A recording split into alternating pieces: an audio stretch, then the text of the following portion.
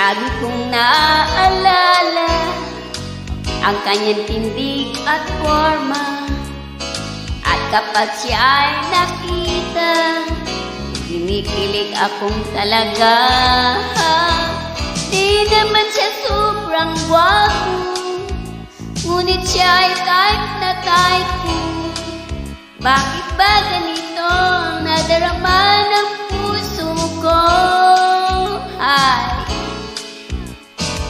minsan siya ay nakausap, ako ay parang nasa ulan. Nangapoy kanyang titigan, sa puso ay anong sarap. Tunay na kapag umibig, lagi kang mananahimik. Pagkasama mo siya ay ligaya na walang pati.